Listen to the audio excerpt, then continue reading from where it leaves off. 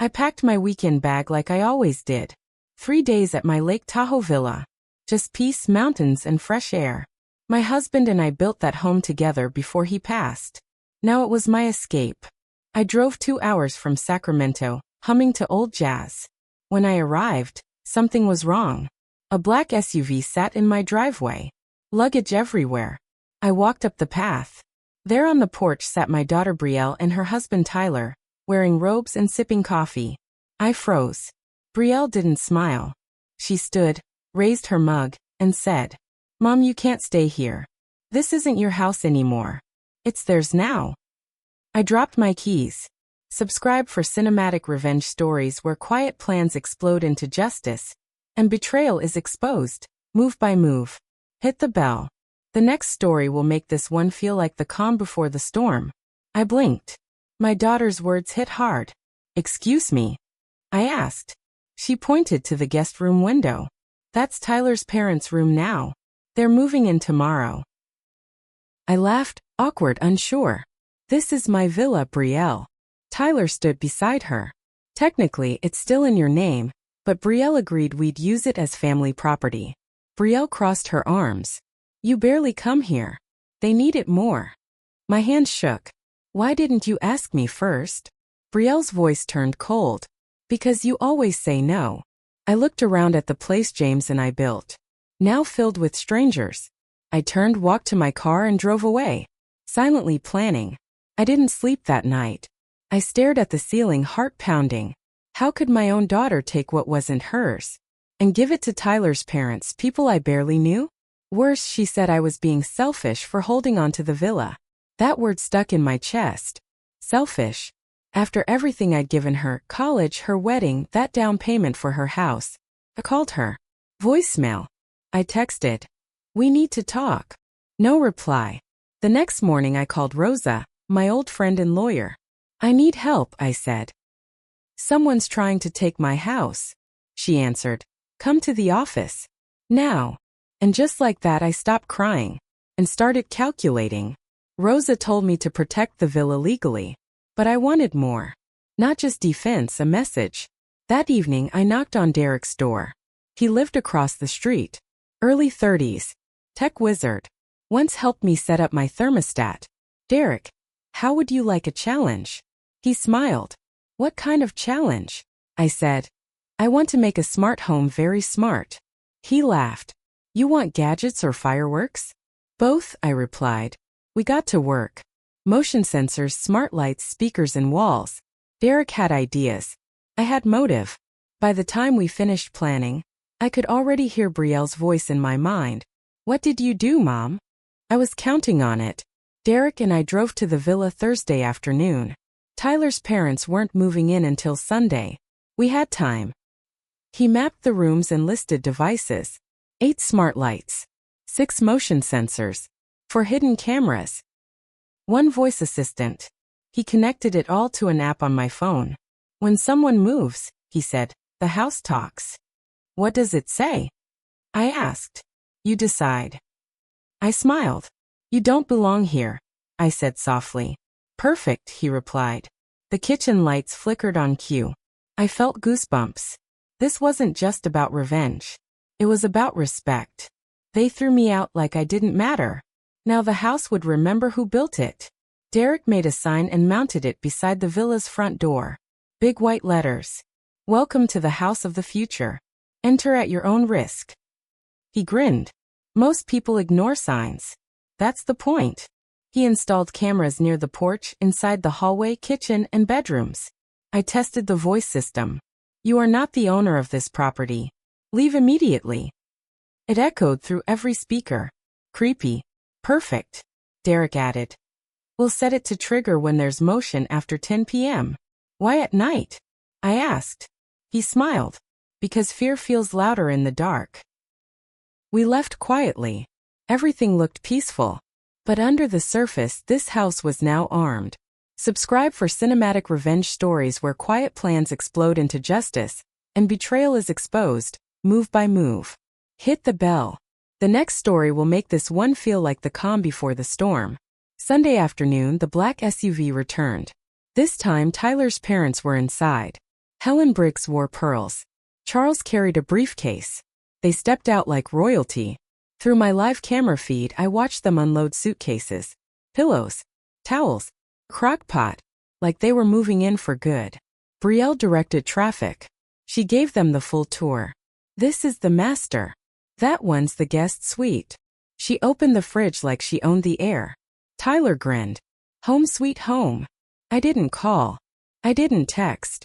I watched from my own home 200 miles away. They thought I was gone. That I gave up. But I wasn't done. I was just getting started. That night at 10:01 p.m. my phone buzzed. Motion detected. Hallway sensor triggered. Time to begin. I tapped the app. Sequence 1 lights. Every bulb in the hallway began flashing red and white. Sequence 2 audio. You are not the owners of this home. Leave immediately. Tyler shouted. What the heck? Helen screamed. Charles dropped a plate. Brielle ran into the hallway. Is this a break-in? No signs of entry, Tyler said. The house fell silent. Then the faucets turned on. All of them. Water gushed from the bathrooms and kitchen. It was chaos, but not random. Everything was triggered by motion. My house wasn't haunted. It was finally speaking for me. The lights kept flashing in patterns. Speakers whispered in corners. Footsteps echoed when no one walked. The hallway voice returned. Unauthorized presence. System activated. Evacuate immediately, Brielle cried. Make it stop. Tyler pulled out his phone. No signal. Derek had installed a signal jammer. The water pressure rose again. Then came the whispers. You shouldn't be here. Leave now, Charles yelled. This place is cursed. They tried to shut off the power. No luck. The system ran on backup batteries. They couldn't escape. Only freeze or panic. They ran from room to room like scared children. I watched it all. Quiet. Focused. This wasn't rage. This was justice wired and waiting. Subscribe for cinematic revenge stories where quiet plans explode into justice, and betrayal is exposed, move by move.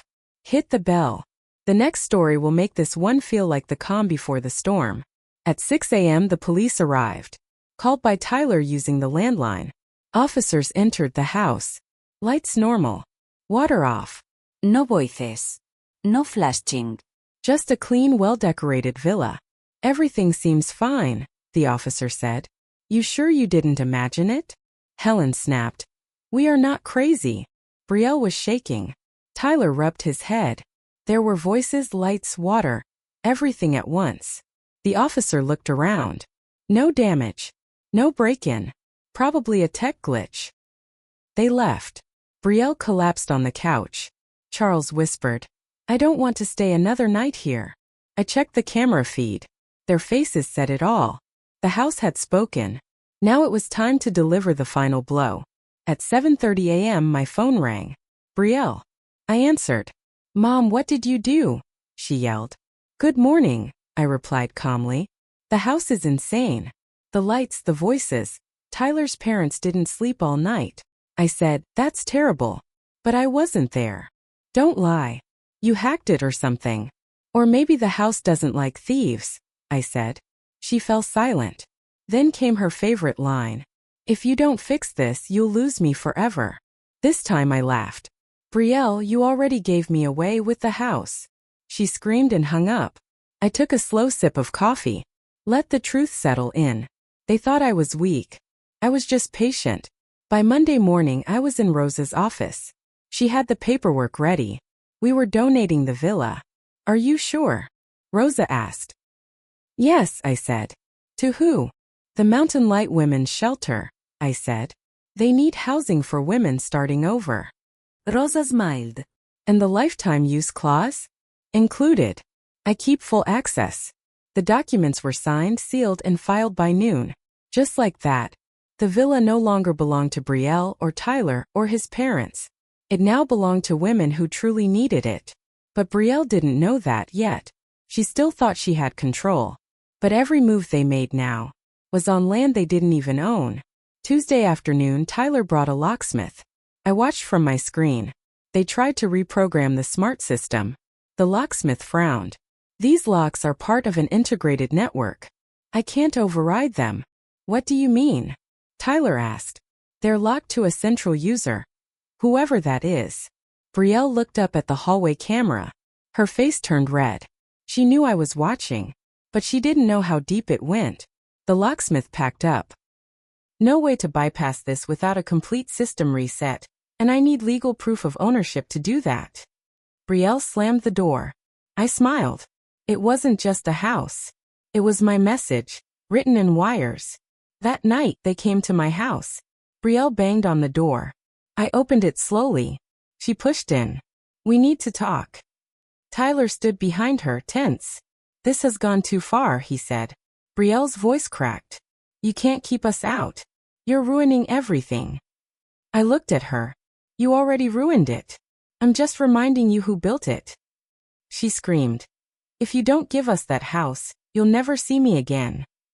I replied. Then I'll finally get some peace. She blinked. You don't mean that. Yes, I said. For once I do. They left without another word. That night, my house was quiet. And so was my heart. Wednesday morning, I called a meeting. At Rose's office. Brielle, Tyler, and his parents arrived thinking they'd win. Brielle said, let's settle this. The villa is ours. I handed her a folder. What's this? She asked. Rosa spoke clearly. The villa was transferred 2 days ago. It now belongs to the Mountain Light Shelter. Laurel retains lifetime access. Silence. Tyler's parents froze. Charles muttered, we moved furniture in. Helen whispered, is this legal? Perfectly, Rosa said. Brielle's voice shook. You gave away our future. No. Iraplia. I gave hope to someone who needed it. You just wanted comfort without cost. Brielle stood, red-faced, defeated. It was over. And they all knew it. Later that day, Brielle texted me.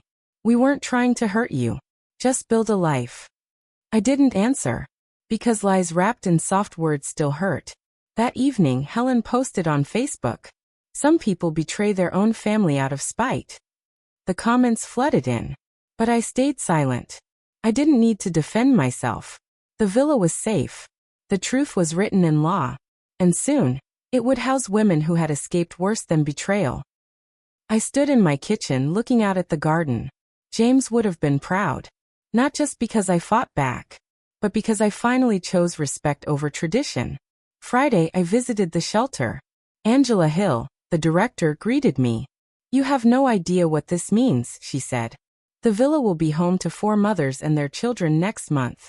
She handed me a thank you card. I opened it slowly. Inside were messages from women I hadn't met. You gave me safety. This house is my new beginning. I held back tears. The same walls Brielle tried to steal would now protect people who'd lost everything. Angela said, would you like to visit any time? Yes, I smiled.